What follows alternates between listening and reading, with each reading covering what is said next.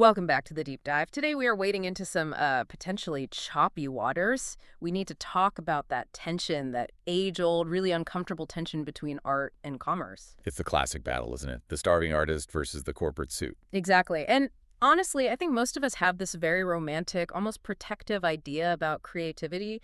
We think of it as this divine spark. Something pure. Yeah, it's pure, it's emotional, and the moment you bring business into it, spreadsheets, legal contracts, profit margins, you're somehow, dirtying the water. Like real art exists in a vacuum. That is a lovely sentiment. It's very poetic. Yeah. But if you are a chief marketing officer, or really anyone building a brand today, that sentiment is actually a strategic disaster. A disaster. That feels a little strong. Why a disaster? Well, because, as we're going to find out today, art isn't just decoration. In the luxury industry specifically, art is the source code of desire. Source code of desire. I like that. It's what makes people want things that they don't strictly need. But here's the problem. The infrastructure we have right now to support the people who make that art, it is completely broken. And that is exactly what we are unpacking today. We're looking at a really fascinating piece of analysis from Forbes titled The ROI of Culture, a C-suite playbook for brand artist collaborations. It's by Lillian Raji. And for context, Lillian is the perfect guide for this. She's not just an observer writing from the sidelines. She is, in the trenches. She's a global luxury communications advisor and a fractional CMO. Okay, pause there for a second. Fractional CMO. That sounds like corporate speak. What does that actually mean? It's actually a really interesting role. Think of it like a high-level executive timeshare. She acts as the chief marketing officer for brands that need that C-suite expertise, but maybe don't need a full-time permanent executive yet. So she steps in, sets the strategy. Guides the ship, yeah. And she's the president of the Lillian Raji Agency, has spent over 2 decades advising some of the world's top luxury brands. She also runs the PR advisor for emerging brands and writes a Forbes column called The Pursuit of Luxury. So she really gets the emotional side of marketing, the why do I want this handbag part of it. Better than almost anyone. And her main argument here is really striking. She says if you want to understand the future of brand value, you need to stop looking at the canvas and start looking at the frame. I love that metaphor. It's great, isn't it? We focus so much on the output, the painting, the song, the design, the canvas. But the real innovation, and frankly the real failure point right now, is the frame. And by frame, just to be clear, we're not talking about wood and glass. Right, not at all. She means the legal, economic, and operational infrastructure that allows that creativity to survive in the first place. Yeah. Lillian's point is that the most important people in the art world right now might not be the painters.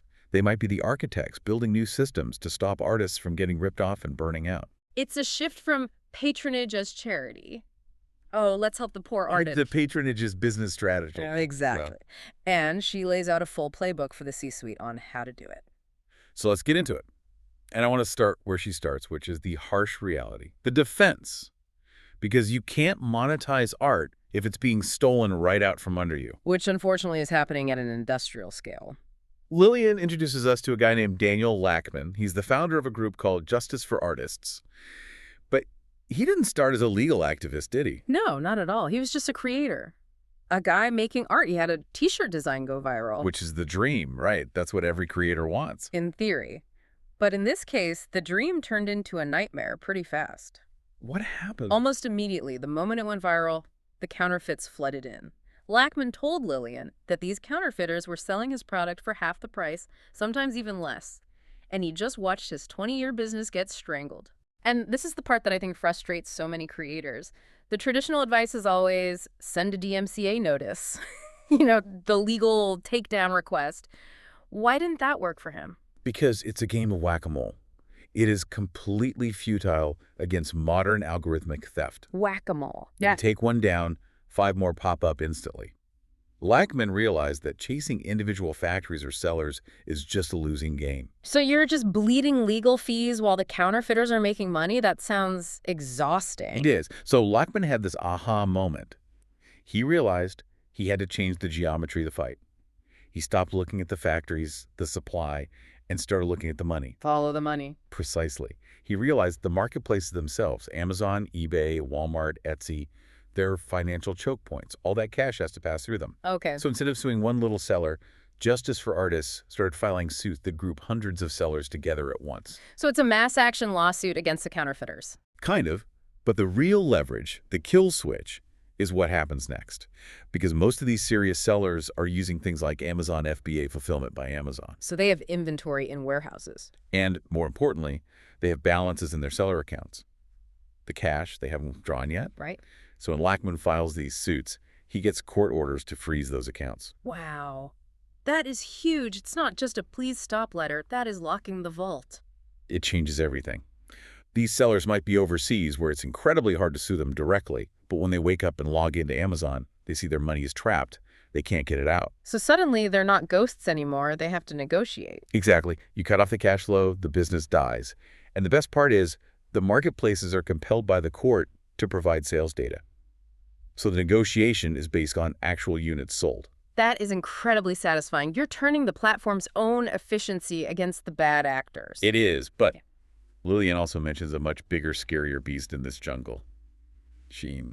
The fast fashion giant. Yeah, they seem to come up in every conversation about retail these days. They do, and Lackman describes counterfeiting as being baked into Shein's business strategy. He calls it a global hydra. A hydra, like cut off one head, two grow back? It's even worse. It's geographically slippery. Yeah. If you sue them in the U.S., you only stop sales in the U.S. They just keep selling the same stolen design in Europe or Asia. It's the model itself. So does this freeze the money tactic actually work broadly? Or is it just a nice idea that only works on the small fry? It doesn't stop it entirely. Nothing will. But Lillian points out that it changes the calculus. Sellers want easy money. If they know that stealing a certain type of art leads to their bank accounts getting frozen, they avoid those categories. You don't have to be bulletproof. You just have to be a harder target than the person next to you. Exactly. And this brings us to the first big lesson for brands in Lillian's playbook. Which is? If you're a luxury house, you spend millions defending your own trademarks. But when they collaborate with an illustrator, they often leave that artist to fend for themselves. Right. We paid you for the image. Protecting it is your problem now. And Lillian argues you have to extend your defense shield to cover your collaborators too. If you value the art enough to put it on your product, you should value the artist enough to help them defend it. That makes total sense. So we've established the defense strategy building the fortress walls. But a fortress isn't a business model. You have to create value. Right. So let's shift to the offense. How do you scale this and make money in a way that's actually fair? And for this, Lillian tells a story of Edwin Chung and a company called Rabbit Air. This is such a great example because the innovation came from a totally unexpected place. Chung isn't an art dealer. He's an engineer. Right. He just wanted to make a better air purifier. Smaller, quieter, better filtration. Standard stuff. But then he gets this complaint from a customer, an RV company. I love this detail. It's so random. It is. The RV company says, hey, your air purifier is great, but it's taking up the spot on the wall where we usually hang a Van Gogh print. My air purifier is displacing my Van Gogh. That is a first world problem if I've ever heard one. It really is. But they literally asked him, why don't you just put the Starry Night on the purifier? And that was the spark. That was the light bulb moment.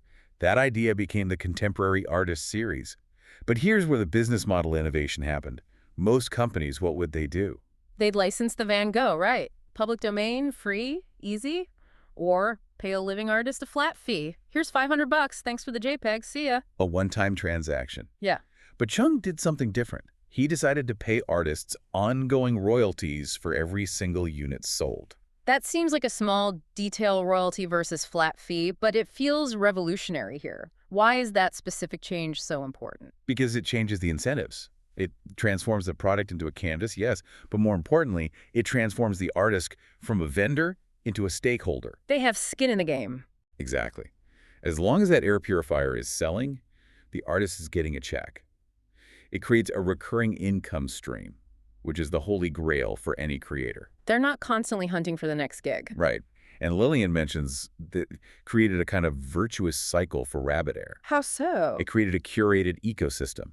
Artists started recommending other artists to the program. They'd say, hey, work with Rabbit Air. They treat you like a partner. So now the brand doesn't have to hunt for talent. The best talent comes to them. It's amazing what happens when you just treat people fairly. And you get better marketing. Those artists are now incentivized to share the product with their followers because every sale puts money in their pocket.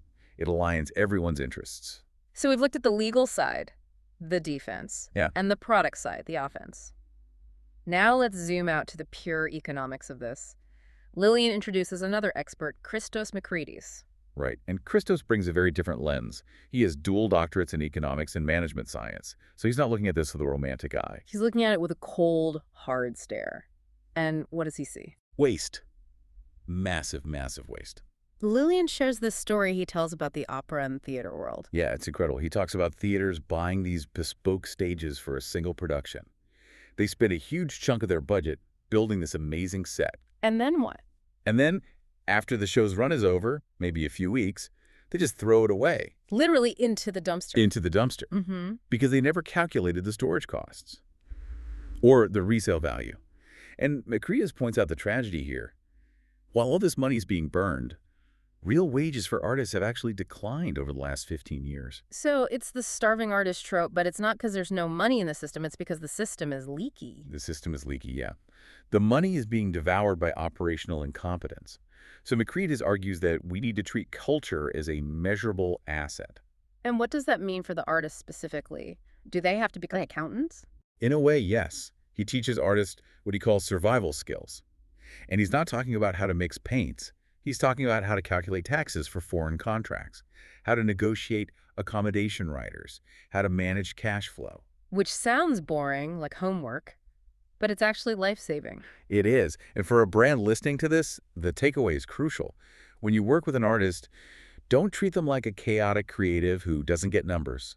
Treat them like a small business that might need operational support. Be their fractional COO. Exactly. Help them be more efficient, you get a better, more stable partner. Okay, so let's bring this all together. Lillian doesn't just leave us with philosophy. She lays this out as a C-suite playbook. 4 very specific steps. Right, this is the implementation guide. Step 1, build revenue sharing, not just campaigns. This goes back to the rabbit air example. Don't just hire an artist for a billboard that goes away in a month. Use your products for recurring patronage. And here's a technical detail Lillian emphasizes. Treat these payments as cost of goods sold or COGS, not a marketing expense. Okay, let's unpack that. Why does that accounting distinction, COGS versus marketing, matter so much? Because marketing budgets are volatile. They're discretionary. Right. When a recession hits, the first thing a CFO cuts is the ad budget. If the artist is paid out of that bucket, their income just disappears. But cost of goods sold. That's essential.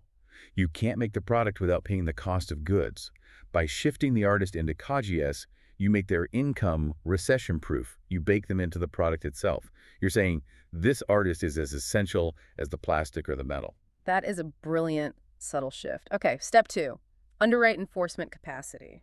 This is the Justice for Artists lesson. Brands have massive legal teams on retainer.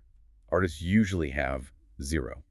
Lillian says brands should explicitly state in their contracts, if the work we commission from you is stolen, our lawyers will help you fight it. That is powerful. Be the brand that doesn't disappear when the lawyer letters need to go out. It builds immense loyalty, and frankly, it protects the brand's investment too. Right.